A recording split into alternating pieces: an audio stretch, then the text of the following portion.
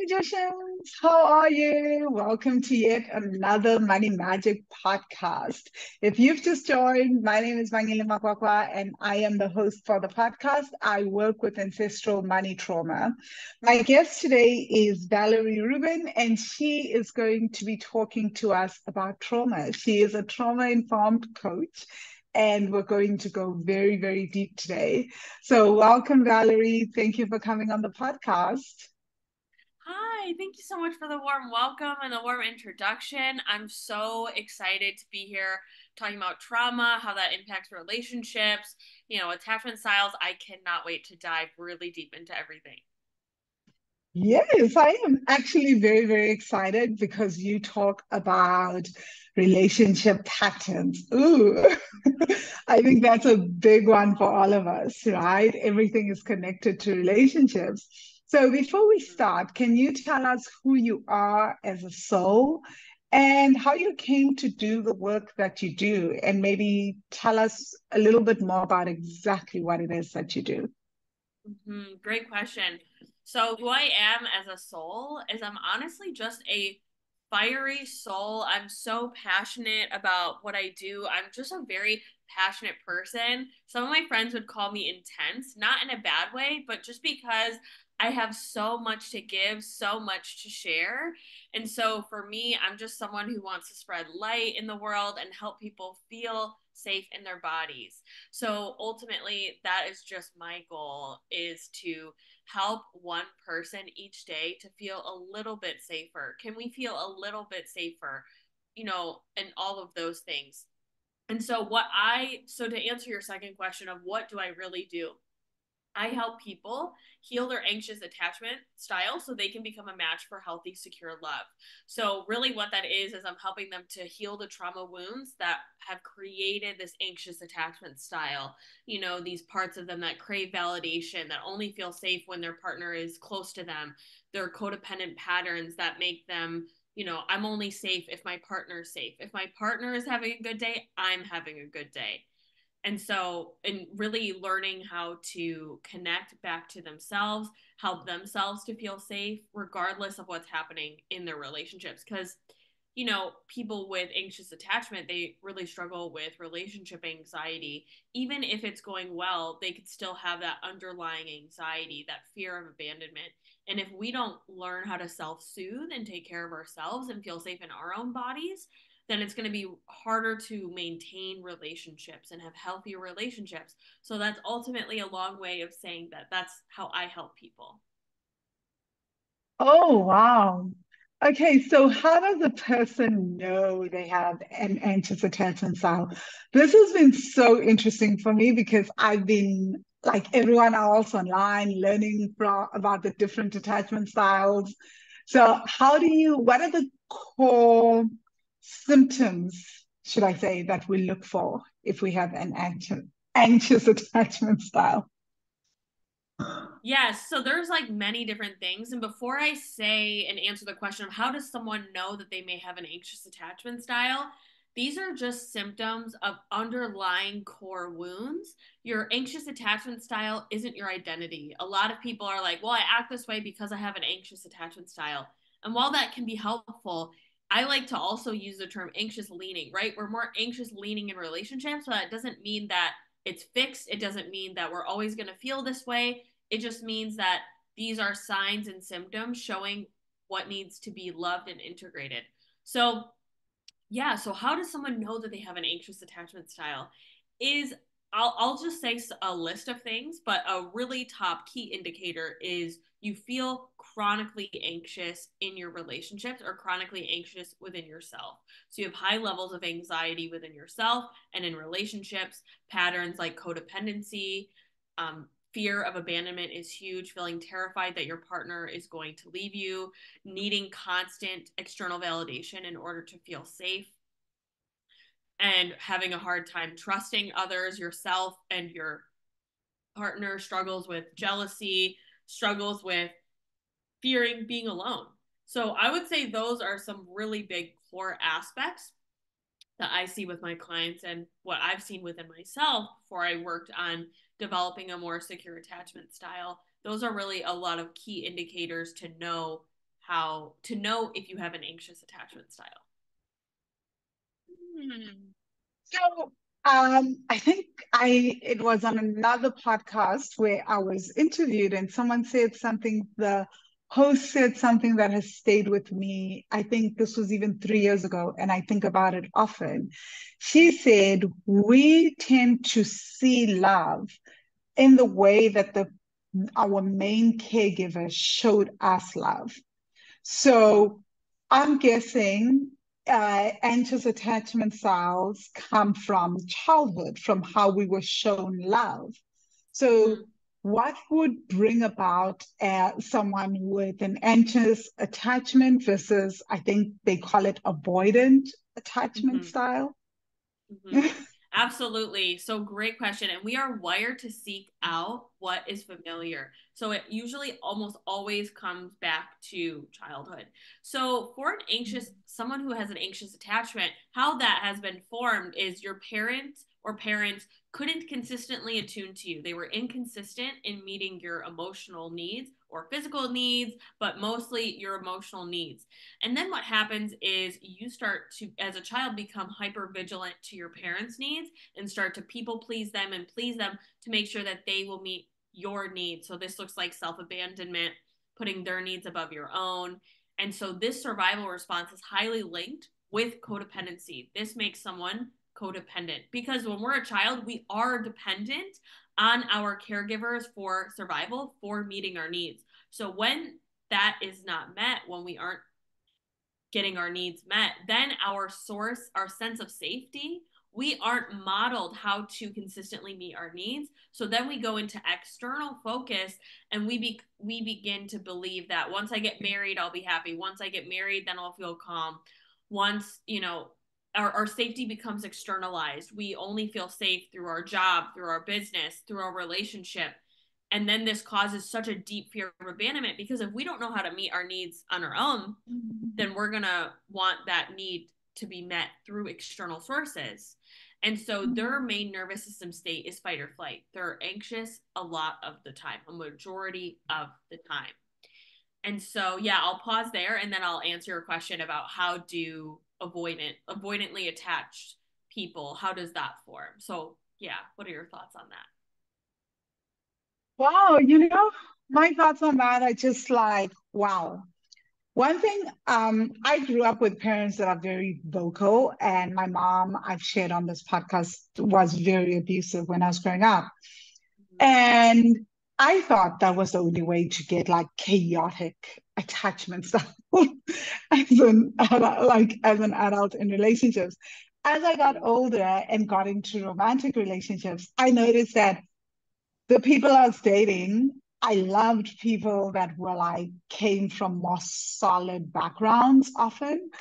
Um, and what I noticed was that we don't talk a lot about how sometimes parents, even in those environments, very sweetly center themselves and force the child to basically look up to them. Their voice, the parents' voice is the loudest in the room, which I had never ever thought was a problem. But as I'm listening to you, it's almost like the pennies dropping for me, where I'm like, oh, the very sweet, well-behaved children.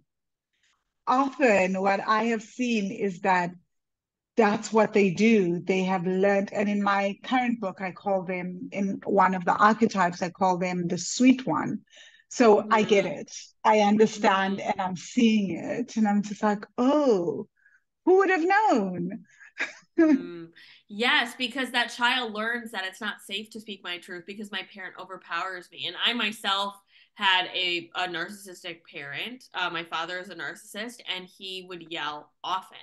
So you can either go two ways, right? You could become that sweet, perfect child, the perfect one, or you could become very loud, dismissive, difficult in order to get your needs met because you're just reacting to an abnormal environment. And so the child learns to stay silent, the sweet one. And so how that really can transform into relationships is you can become that people pleaser. You're fawning And people pleasing is an unconscious response. And so ultimately, how that turns out is you become the chill girl in relationships or the chill boy. You're not sharing your needs. You're not being vulnerable. You're not sharing your truth. You're not sharing what has upset you. You keep it all in. You keep it to yourself because you fear rocking the boat. And ultimately, this keeps you in a cycle of attracting emotionally unavailable partners because someone who's emotionally unavailable is going to be attracted to someone like that. They're not going to be attracted or be able to maintain a relationship with someone who says their boundaries, who shares what they need, who says when they have hurt me, because they're not emotionally available for that. So they're going to have a lot of conflict and the relationship will end. So that's really what can keep people in these dynamics, stuck in these dynamics. Oh my God. That makes a lot of sense. I don't know why I've never ever connected the emotional unavailability to this. But for me, actually, until you said it, I would lie. I've always assumed that the chill girl is the one that gets the emotionally available partner because someone like me is constantly like talking, and setting their boundaries because I'm a different archetype, right? Which also has its own issues and its own problems. But I'd always felt like if I was just a little bit more chilled and a little bit sweeter, it would have gone a little better in relationships. But yeah. Not necessarily, right? Like, and when you're talking about like I speak a lot, like it sounds like you're really anchored into your needs. Like maybe you're in that fight response. Like you'll get angry. You know, obviously there are nuances to everything, but if you're being the chill girl, I can guarantee you you're not getting your needs met in a relationship. It's better to be loud. It's better to share your needs from the get go because that will scare off people who are emotionally unavailable. Someone who's secure in themselves wants to meet your needs. They care about you, how you feel, and they want a healthy relationship. They want to meet your needs. So it's not a quote unquote bad thing to be loud. And a lot of people who are anxiously attached, they have these core needs and they shut them down. And that's what keeps them in these neglectful, unavailable relationships and what keeps them unfulfilled. And it's like if you were to acknowledge, hey, I have this need for communication. Obviously, a lot of people who are anxiously attached, they want to be in constant communication with their partner. And that's because they're in that flight response. They're anxious. So they're looking for their needs to be met and they're looking to be soothed from another person. But if you actually honored how you felt in this moment and honored, hey, I do want someone to check in with me. I want them to ask how my day is. And if you actually honored that and made that a non negotiable, you would easily weed out the people who are emotionally unavailable. But isn't that the very trigger of the anxiously attached that they would like really fear that? And wouldn't that trigger them? So I'm just thinking in a dating cycle, you want to, it's kind of, I agree with you fully, right? You want to weed out all those people. But do you not also want, wouldn't that also trigger your anxious attachment style as people leave? Because now, wow, this person has left and I have this desire for a relationship. So how do you balance those two, especially in dating? I can see how in marriage that could be easier, in a long-term relationship that could be easier, but when people are starting out or trying to get to longer term relationships, how do they suit that and balance that out? Mm-hmm. Yeah, how they really soothe that and balance that out. Something that's a huge pillar of one of my programs is healing the fear of abandonment, because the anxiously attached person usually aren't going to share their needs. So that's why I have all my clients write down their non-negotiables. These are my standards. This is what I will not settle for. And then working on that underlying wound because people will leave, but you want to say no to the wrong person quicker so you can get to the right person quicker. We aren't here to settle. We aren't here for emotionally unavailable, hot and cold relationships. We're not here for situationships. Like we just celebrated my grandparents' 60th wedding anniversary. And it's beautiful, their love for each other. And my grandma has dementia, but the thing is, like, he loves my grandmother so much. He always tells me every single time I see him, I'm the luckiest man in the world. You know, I love her so much. She's so special. She's my queen. And she feels the same way about him. And she'll jokingly say, they'll both say to each other, like, I don't know how you put up with me all these years. And it's, but it's just like showing that healthy love is available. And I'm not going to be here for any watered down version of love. And so when you can really heal that fear of abandonment, that will make you unstoppable and magnetic in dating. And you will probably be single for longer because your standards are higher.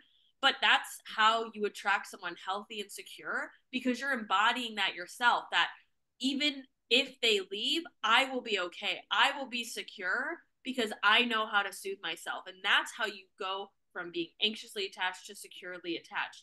And that's the same thing in marriages. Like, marriages can be, navigating this in a marriage can be equally as triggering because it's like higher stakes. So just because you're married doesn't mean that it will be easier, but it's learning that if I don't reject myself, no one else can reject me. Mm. I love it. I love it.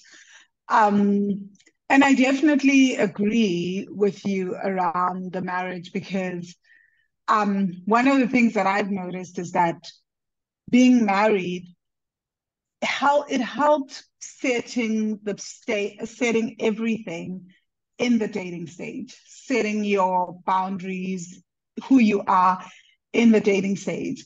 And I can see how most of us have been taught that if when you get married, that's when the safety comes and that's when you can set your standards. But I feel like by then, people are people. A person has gotten used to you in a particular way, and they probably will feel like you have changed. So, this is really, really powerful. Do you have maybe an exercise for someone who's listening in? Where could they start? Is there something that they can do as they're going on a date? And instead of doing the thing that we are often accused of as women, right? We're like, you meet someone, and on the first date, you're already planning the wedding. Uh, and I can see how that can be linked to anxious attachment. And even though the person is a red flag, you're like, I can work through all these 10 red flags. That's not a problem. We can focus on this one green flag because you have that fear of being abandoned and left alone and rejected. So, what is one thing a person can do? They've written their non negotiables, but they can see because we're so good at doing this as women, right? And part of it is trauma. He is like taking all your non negotiables and it's like in your face, but you're like, you know what? I can work with this. How do you stay true to yourself? That is such a fabulous question. I'm so glad that you asked this. And just discussing the whole aspect of when you're anxiously attached, you'll have a first date with someone and you're already planning your wedding, such a common thing. So I'm going to share a mindset with that. And then I'm going to talk about your ignoring red flags because I want to come back to that and talk more about that and why that happens. So people who are anxiously attached, they'll do that. They'll fantasy think. They'll think, oh, like this person is perfect. I want to marry them.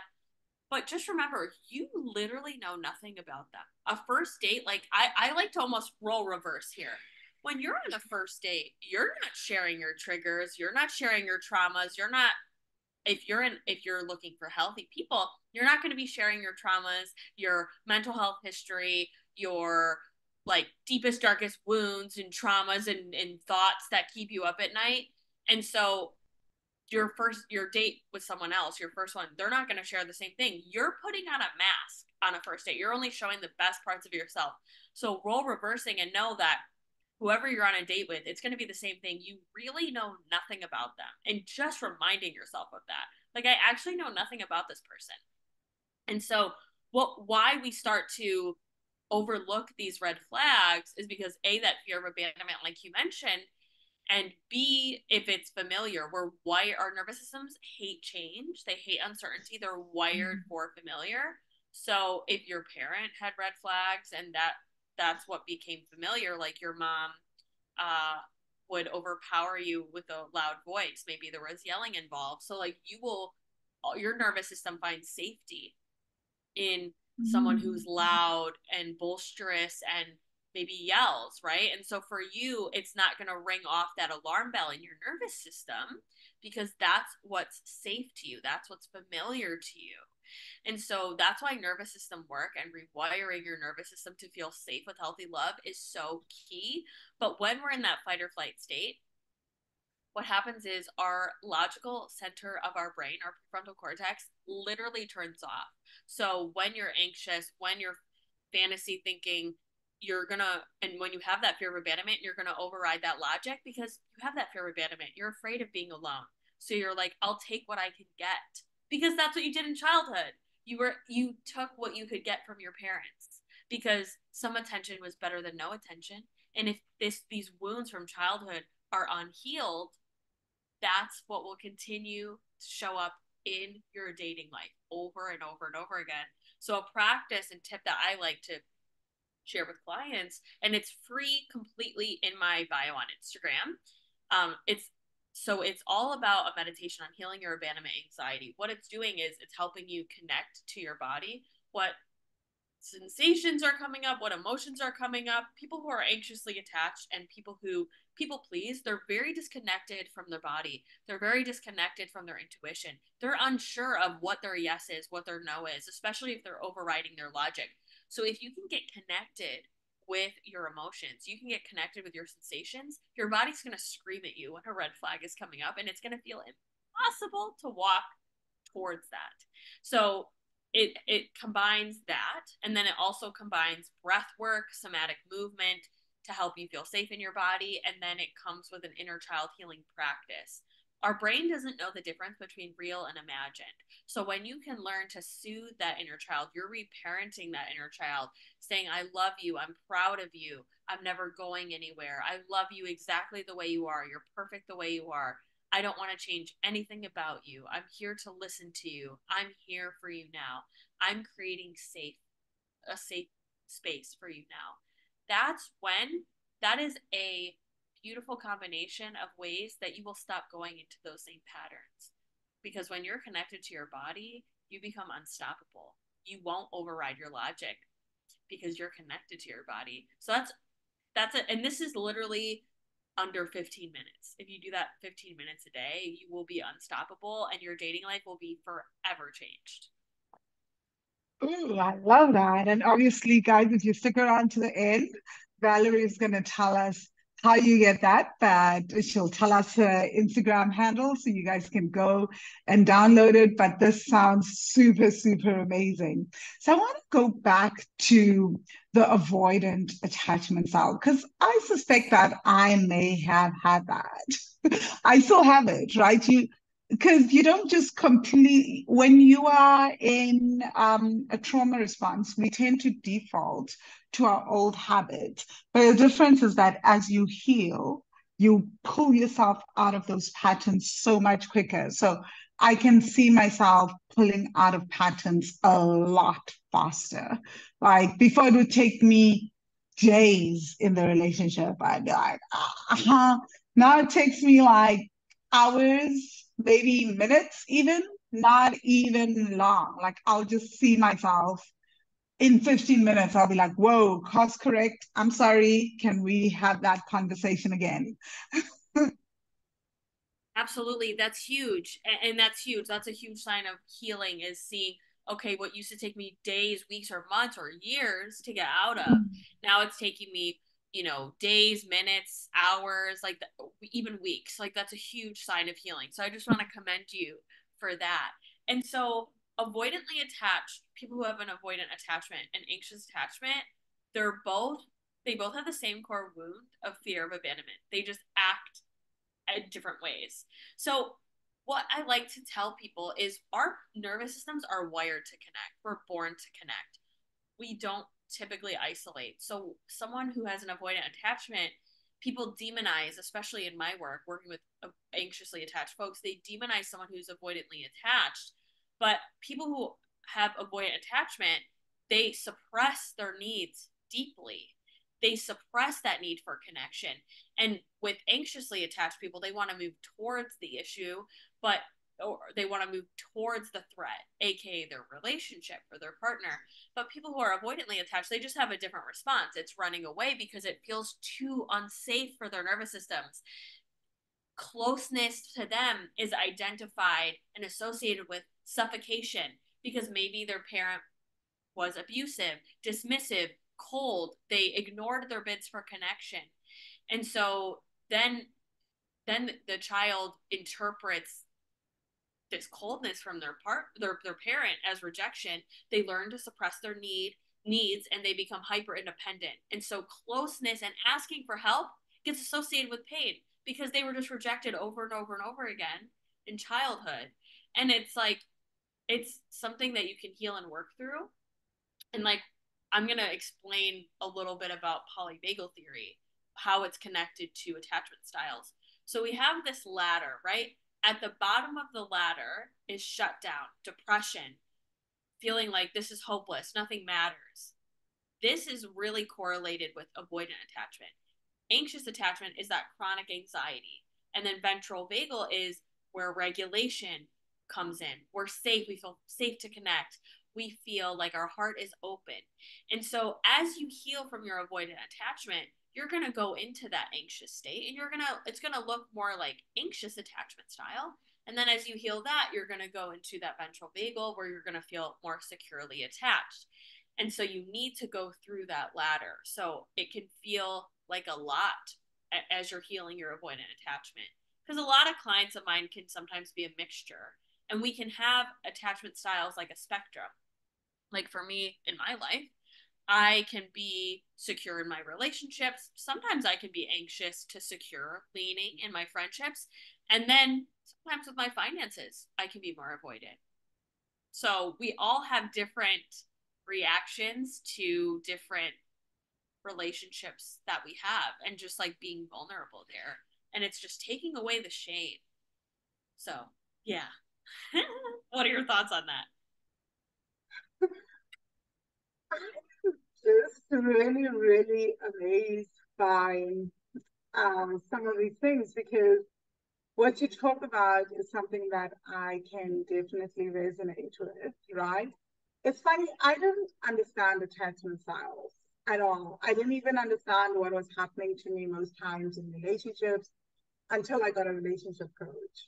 And of course, I deal with trauma. And then she just in the first few sessions, I started to get it. Then when I met my husband, my coach wasn't doing attachment styles, right? He said something interesting. He was like, I think you've got abandonment trauma. And I was like, no, I don't. I was like, why would you say that? And he's one of those people, like, think of a truly logical, scientific person. His mind is very, very logical, but he's done trauma work and therapy and all those things, but he's not one of those people that uses the language. He doesn't sit and think about it. He just does the work and then it's done once he gets the result. So I was just like, why would you say that? And then he told me certain things. It's like, I'm just noticing certain ways in which you move when things get challenging in the relationship. This is what you do. He sat there very stunned. And I was like, what is this? Then I went and I researched, and then avoidant attachment style came up, and I researched a bit more, but I'm by no means an expert, and I don't really understand it in depth. But I was like, wow, this describes me a little. It is very, very scary because my first instinct, and this is true, I do this even in finances, that spectrum, I talk about it in my book where I talk about being the secondary archetype of the runaway. When things get challenging, I bounce, I run, I'm a nomad. My thing is to run for the hills, to avoid, to just ignore, not to feel the pain, not to sit with it. And yet, one of the things that my coach worked with me on was learning to sit in the discomfort, learning to learning to lean into the uncomfortable conversations. And it has been a game changer. I'm like, what? That's where the shifts happen in the relationship. And part of that, and I'm sure a lot of avoidant attachment people can resonate with this. For me, my big fear was that this person will reject me, that I do the work, we come together, and then they're like, oh, you're too much. And they just leave and reject me. So it's always better to reject and leave before they leave you. I totally hear that. So just to start, like, what a king that you're married to. Like, love that he does trauma work. Love that he is like putting in the work and like made you aware of things that were happening, the patterns that you were having. When someone can lovingly say those things, that's when real shifts start to happen. And relationships are so healing when two people are doing the trauma work. So, like, commend your partner for that. Like, I love that. That's amazing.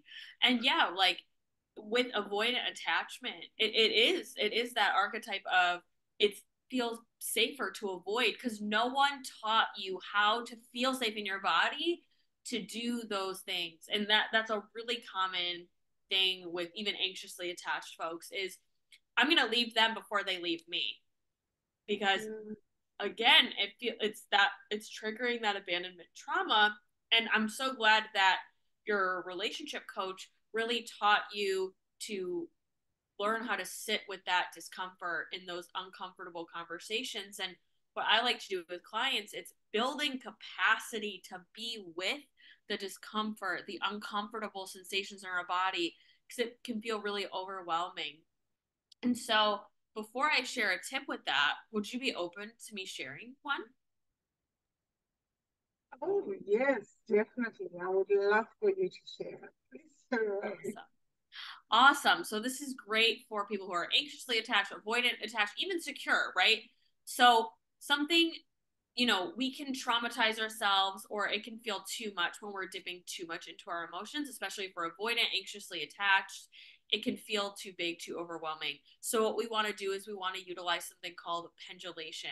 So we're dipping into that activation, we're dipping into that discomfort just for a little bit, and then we're pendulating it with a safe place. So what this looks like is say you have a lot of anxiety in your relationship.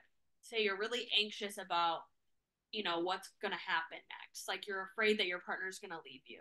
Okay, so we first identify when you feel this fear of abandonment, terrified of your partner leaving you. What are you noticing here in your body? I'm noticing sensations in my chest, pressure in my chest, tightness in my neck, tight like tension in my head. Okay, what if we could? Would it feel? I always ask my client this: would it feel safe to sit with that discomfort for about 30 seconds? And then after the 30 seconds, we locate where's a safe place in your body. Maybe that's you feel your feet on the floor, that feels grounding. And if they don't have access to a safe place in their body, then we can find it externally. So we can look around the room and finding a spot that helps our body to feel safe. This is a trauma informed technique called brain spotting.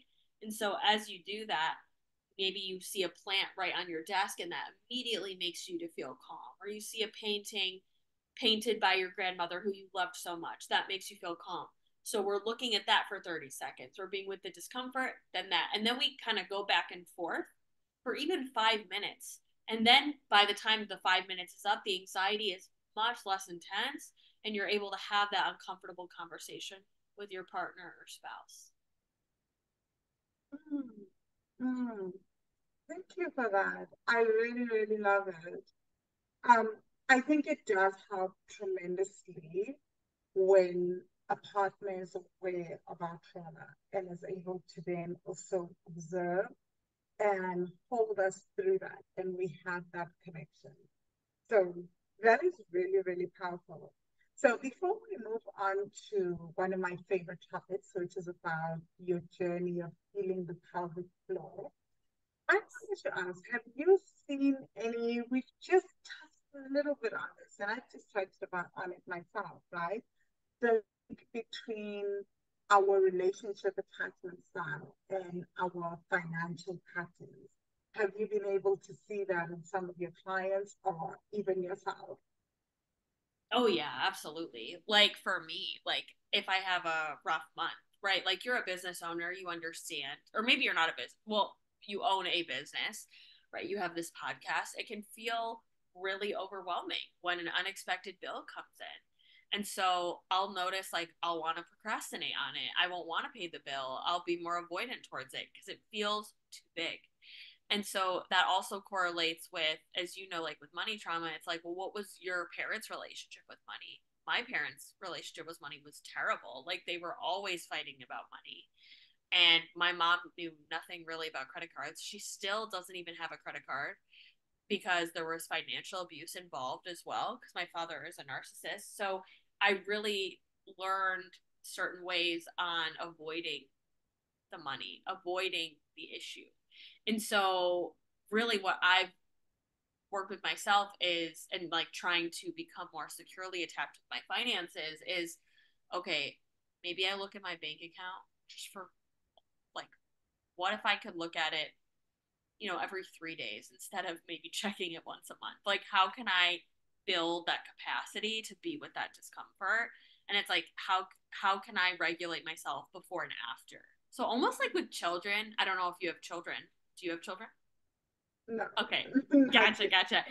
Yeah, it's like, okay, giving myself an option. Like children, like with teachers, they'll get a gold star for doing something quote unquote good. So it's the same thing. It's like, how can I reward myself for looking at my finances? And now as I've done this more and more, it's like it used to be really anxiety provoking. And now it's like, okay, I actually am more aware of my financial situation. And it actually makes me feel better to look at it. But it's really all about knowing that you will be okay no matter what. And that comes into contact with healing that anxious avoidant pattern by feeling safe in your body. Learn how to sit with the discomfort. Hmm, I really, really love that. I was very, very fascinated when I read up on your story, how you healed your own journey of healing pelvic, pelvic floor dysphoria. Mm-hmm. Dysphoria, am I saying it Mm-hmm. right? Got it. Can you tell us what that is and what causes it? I think I know what it is, but I just want to make sure that our listeners know and I'm also on the right track. Absolutely. So, dyspareunia ultimately just means you're having pelvic floor spasms. So, instead of your pelvic floor being relaxed, your pelvic floor is going to be tight. So, it's going to cause pain. So, for me, this looked like pain with sex, pain with inserting a tampon, and it doesn't make intimacy fun. And it really was linked with my attachment style because I was chronically anxious all the time. So, because I was chronically anxious, that also made the pelvic floor more tight. Like when we're stressed, it makes it more tight and it makes it really uncomfortable. So that's why like relaxation before being intimate is so important, and learning how to regulate your nervous system. But also what can cause that, also like other things from my research and understanding is like if we're sitting all day, if we're very sedentary, also like your gut impacts it. Like if I eat, like I'm pretty sensitive to gluten. I'm not celiac, like I'm not allergic to it, but my body doesn't like it and it becomes very inflamed. So when I notice my gut is inflamed, my pelvic floor can get inflamed as well, and I can have spasms if I'm not keeping that in check, or my stress isn't in check and I'm really anxious. Another thing is like cultural things. So some cultures, like if you've been raised Catholic, or in certain countries, purity culture is very prioritized. And so we learn that sex is shameful. Our bodies are shameful. Our sexuality and pleasure is shameful. And so you have a lifetime of programming. Say you want to wait till marriage, even when you're getting married, you're still going to think of it as dirty, wrong, shameful. Like that's a really big aspect of something that I work on with clients is dissolving that sexual shame. We're sexual by nature. We're human beings. We're designed to connect, to have sex. And so when we have this programming of anxiety, we don't feel safe in our bodies, maybe we've had sexual trauma where it doesn't feel safe to let someone in, our body will do that for us. And so for me, I was raised in purity culture, and birth control was such a no-no in our household because my mom, for her, what happened was she took a birth control pill, and she almost had a stroke, and like half her face was drooping, and it was very scary. And my mom also had breast cancer. So the risk also goes up when you take birth control of your risk of breast cancer, potentially, depending on your genetics, all of these things. So for me, birth control was very shunned. So I was like, well, I'm going to do whatever it takes to avoid that because I didn't want to get pregnant when I was younger, of course. And so because I had that fear of getting pregnant, of course my body's like, no, you're not going to let this in. This is going to feel painful because our body is literally just trying to protect us. So I do a combination of, to heal this pelvic floor issue, a combination of physical therapy as well as the mental, emotional, somatic support. So I utilized hypnotherapy in this aspect. And so for me, what it came down to was I didn't feel safe with men. I didn't feel safe with allowing myself to let go and trust a man. And so that really impacted that, as well as I've had different sexual experiences where my boundaries weren't respected. And so my body was just trying to protect me. And I was really fearful of bringing a child into the world if I wasn't ready. So, of course, my body protected me from that. So how I really worked through that was physical therapy. At first, it feels like hell. I'm not going to lie if you have a tight pelvic floor.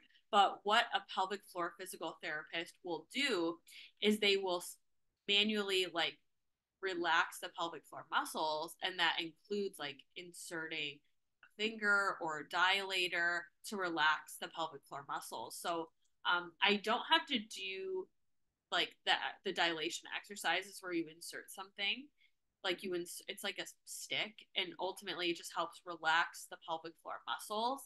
And so that can help to relax the pelvic floor so that you don't have painful sex or pain when inserting a tampon, etc. And so and then when I learned and went back with hypnotherapy, I my subconscious mind brought me back to memories of when my boundaries weren't respected. The first memories of, being shamed for discussing sex and learning about my mom's her own sexual assault, and that made me terrified.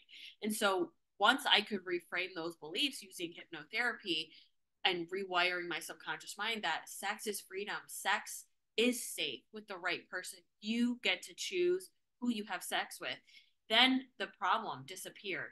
But if I'm not careful with my diet and stress, it can spaz, but it's nowhere near what it was. Like I'm able to have sex without pain. I'm able to insert tampons without pain.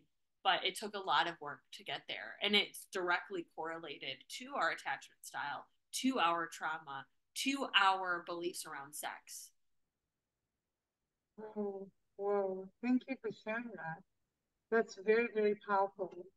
I was reading an article that said for women, says when women talk about sex being pleasure, we're talking about sex being without pain. We're not necessarily talking about sex in terms of orgasm, which really, really blew my mind. So the amount of women that see sex as pleasant and pleasurable, they're not even talking about, yes, I've had an orgasm and I'm having the best sex of my life in that regard, because so many women have experienced sex as painful. And I think a lot of that does definitely come to the teachings that were taught around purity culture, and also just understanding that as a young girl, if you do fall pregnant, usually if the man is not interested, it becomes your full responsibility on your own. So you're left alone with the child. And I think that leads to a lot of trauma. And we don't really talk enough about that. So thank you so much for sharing that. And how has healing your womb and just your pelvic floor started to change your relationship with money? I want to share a story. Right? One of my friends is sometimes swap coaching a guy.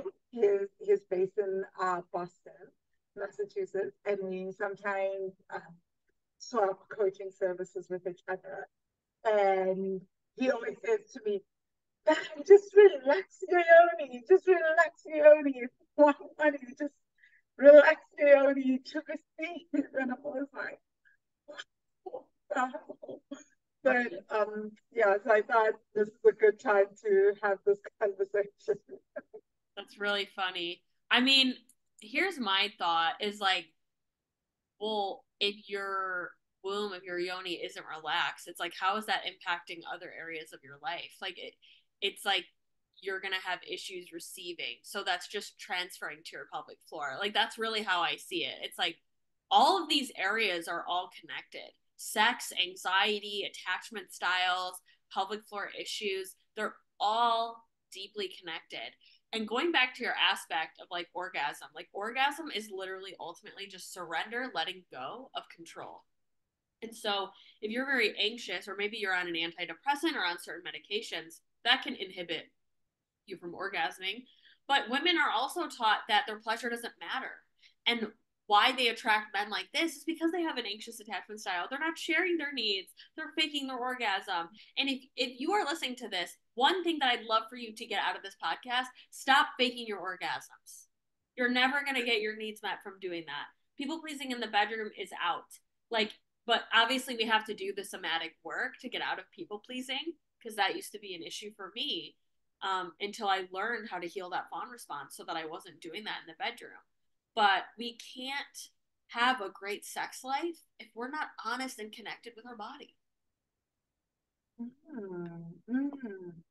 I mean, I definitely agree with that. And I think a lot of times we're not taught how to talk about sex, right? As women and as men, right? Because a lot of men, I think, have been taught that, like, if a woman is sharing her pleasure, then it means you're doing it wrong. If she's sharing this is how she wants to be pleasured, and you've just done something, and she's interrupting you and sharing with you, then you are doing something wrong, and maybe she's like trampling on the famous male ego. Mm-hmm. But I think that we haven't been taught how to receive information, men and women, without seeing it as criticism and having to do the right thing as opposed to growing from sharing information. And also, I think that we struggle to, as women, to share, because what if I'm seen as like just being the famous B word, or wow, what if I'm seen as God loving sex too much? Then that's also quote unquote a problem. There's just so much that we have to unpack about that. Mm-hmm. So that's very, very interesting. So I agree with you guys. If you take anything away, I also agree with Valerie. Don't fake orgasms. Yes. And those are such great points. And like things I'd love to add on to that is like men associate their worth with how they perform in the bedroom. And so, like, unlearning those beliefs, learning how to build that self esteem within, then they're not going to have as much of an ego in the bedroom and they're going to want to please you. And it's learning how to effectively communicate in a way that won't make them on the defensive. You know, I'm noticing the sensation like I would love this instead. Would you be open to doing that instead? It's like you see how much easier that becomes, you know, and also making sure that you share before you even go into the bedroom. If this is a new partner, for example, like what you typically like, what you don't like. So that way you're not in the middle of it and it's like, oh, this is not good. But sometimes that does happen and you have to learn how to healthily communicate in those ways. Mm, mm. Yes, no, I totally agree with that. So, how has your understanding of trauma, the pelvic floor, and anxious attachment styles started to evolve as you've healed over time? Such an amazing question because it's all connected, right? And so the number one thing that's helped me on my healing journey is that your mindset doesn't matter. Your nervous system does. Your nervous system is a direct reflection of your fight or flight response. So if we're just focusing on the mind, we're ignoring our body and we're ignoring the messages that our body is trying to share. So our body is directly connected to our thoughts. It's not the other way around. So the nervous system state starts to happen and then the thought. And that's when the feelings come. And then that's the problem. So learning how to regulate your nervous system is key. Because when we're in fight or flight, we're going to go towards worst case scenarios, ruminating about issues, overthinking, really disconnected, really anxious, thinking the world is doomed. Our life is doomed. Shutdown is going to feel like this is hopeless. Nothing's ever going to get better. You know, what's the point? It doesn't matter. Life doesn't matter. And then when we're in that ventral vagal, like I talked earlier, when we're regulated, we're going to feel safe, connected, filled with gratitude, thankfulness, excitement, joy, happiness. And so when we can regulate our nervous system and heal these parts of ourselves, that's when we're able to shift into that ventral vagal. We're able to shift into that nervous system rest and digest state, which is what we all want. That's how we become to get more money. That's how our pelvic floor heals. That's how our attachment style heals. That's how we become secure within ourselves. I love that. I love all that you've just said. It is so, so powerful. A huge part for me, what you've just said, is exactly like I think I've shared on this podcast, but maybe not as in depth about my relationship with my mom. Like being in my teens, I needed to take coding and not just like one little pill. I needed to take continuously when I started on my period. Nothing worked. The guidance didn't work, pills didn't work. It was so, so challenging. So a lot of things just really, really challenged me. And I saw how that impacted me and even my relationship with money and how our relationship, obviously, my sex life was affected, everything. And just my confidence, just in relationships, it makes a huge difference. So I'm very, very happy that we got to talk about this. So my final question to you, Valerie, I'm sure people are dying for this, is how do people reach you? How do they connect with you? How do they get access to the free resource you mentioned? Yes, absolutely. So I am on Instagram at Heal with Val. So, HEAL with Val, VAL. So how they can get that free resource in the link in my bio, it literally says a free meditation to heal abandonment anxiety. That's going to be the meditation. And then I also have so many free resources, advice on healing anxious attachment, healing the pelvic floor, financial anxiety. All of these things are also topics covered in my own podcast where we go in depth in all of these. It's like free therapy for an hour. So I highly recommend you do that. That's also in the link in my bio on Instagram. It's called the Anxiety Recovery Podcast by Valerie Rubin. I'd love to have you there. Just a really great resource on all things that you need help with. If you're looking to connect with me deeper, that's a great free way to get lots of great resources on your healing journey. Oh, thank you so much, Valerie. You've been so generous, and I think you have shed so much light for myself, and I'm sure for others, about this topic. I feel like I've learned a ton. You can hear, like, I've definitely been on a journey. Okay. And thank you so much, Money Magicians, for joining us. I will see you guys in the next podcast episode. And thank you once more, Valerie. Have a fantastic day, everyone, and you as well, Valerie.